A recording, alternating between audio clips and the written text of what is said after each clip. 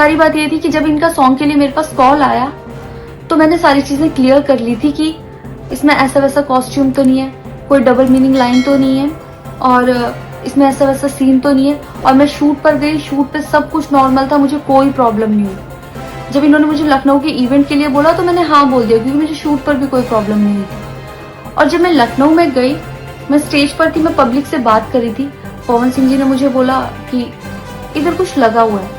उसे थोड़ी देर पहले ही मेरी ड्रेस वो न्यू थी, साड़ी में नीचे टैग लगा रह गया था। तो मेरे दिमाग में आया कि शायद ब्लाउज का भी टैग लटक रहा होगा।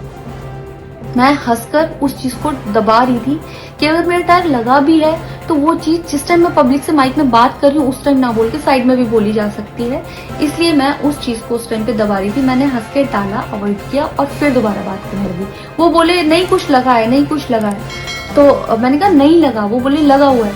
तो मुझे लगा कि शायद ये तो मेरे को लग रहा था कि कुछ लगा है इसलिए ये बोल रहे हैं। और पर फिर भी मैंने हंस के वहां पे टाला, पब्लिक से अपनी बात कंप्लीट की। कंप्लीट करने के बाद जब मैं अपने टीम मेंबर से मैंने पूछा साइड में जाके कि कुछ लगा है, क्या लगा है, उन्होंने बोला कुछ भी नहीं लगा था। जब मैंने देखा मेरे सच में कुछ नहीं लगा था, तब मुझे बहुत ज्यादा बुरा लगा, गुस्सा आया और रोना भी आया। लेकिन मुझे ये नहीं समझ आया कि मैं अब क्या करूं यहाँ पर, क्योंकि जहां मैं गई थी लखनऊ में, पवन सिंह जी खुद भी वहीं के रहने वाले हैं, उसी जगह पर इवेंट था। जितना वो क्राउड था वो सारा उनका फैन बेस था। उनको भगवान बोल रहे थे और भक्त बोल बोल के उनके पैरों में गिर रहे थे। वो उनका फैन बेस था, क्राउड था। तो मुझे समझ नहीं आया कि मैं क्या करूं। अगर मैं कुछ भी बोलती तो क्या वो लोग मुझे सपोर्ट करते? मेरे साथ कुल 3-4 बंदे यहाँ से गए थे, तो वहां जितना क्राउड था क्या वो लोग मेरा साथ देता? मैंने सोचा मैं बैक स्टेज जाके बात करूंगी। इतनी देर में थोड़ी देर रील्स बन के अचानक से वो उतर के चले गए बीच में ही इवेंट के। थोड़ी देर मैंने रील बनाई, अनाउंस ये किया गया कि अभी इवेंट दोबारा स्टार्ट होगा। डिनर के लिए अनाउंस कर दिया गया, मैं भी उतर के चली गई और इवेंट वहां पे खत्म हो चुका था। अनाउंस किया गया था सिर्फ कि दोबारा होगा। नेक्स्ट जब मैं घर आई तो मैंने देखा ये बहुत बड़ा मैटर बन चुका था। मैंने उन लोगों से कांटेक्ट करने की कोशिश की, किसी ने मेरा फोन पिक नहीं किया, ना ही उन लोगों ने फोन करके मुझसे हालचाल पूछा कि परेशान हो या कुछ भी नहीं, कोई हालचाल नहीं दिया।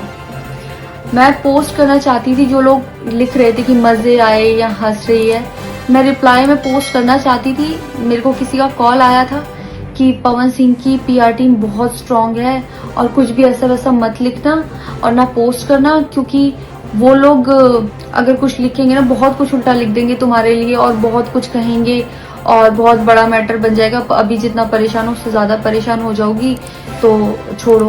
मैंने ये सोच के इस चीज को अवॉइड किया। मुझे लगा 1-2 दिन में मैटर थोड़ा ठंडा हो जाएगा, कोई बात नहीं। मैंने कहा पर्सनली कभी बात करूंगी इस बारे में उनसे। लेकिन बढ़ता जा रहा है, ऊपर से ना उनकी तरफ से कोई रिप्लाई मिला और मुझे नहीं पता कि ऐसे में मुझे क्या करना चाहिए था और क्या करना चाहिए। आप लोग मुझे बताओ, मुझे इससे में क्या करना चाहिए।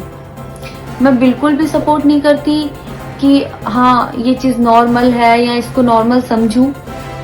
किसी भी लड़की को उसके बिना परमिशन के टच करना ही पहली बात बहुत गलत है, और फिर इस तरीके से टच करना तो हद से ज्यादा गलत है।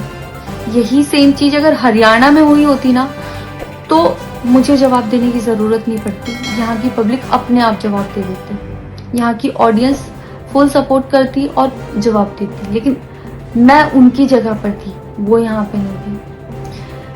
इससे मुझे ये लेसन मिला है कि मैं भोजपुरी इंडस्ट्री में अब काम नहीं करूंगी।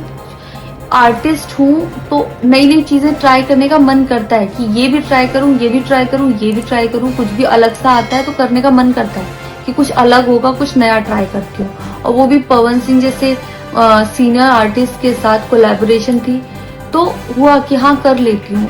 होता है अगर वो भी नहीं होते तब भी अगर कोई मेरे पास मराठी का भी प्रोजेक्ट आता तो मैं सोचती कि हाँ कुछ चेंज होगा, कुछ नया सीखने को मिलेगा, ट्राई करती हूँ।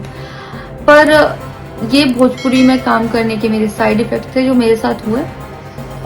मैं अपने परिवार में, अपने हरियाणा में खुश हूँ। मुझे नहीं करना काम भोजपुरी में। पर आप लोग मुझे जरूर बताना कि इस सिचुएशन में अगर आप होते और आप वहां पर होते तो आप उस टाइम पर क्या करते और मेरी गलती कहाँ है। जय श्री राम।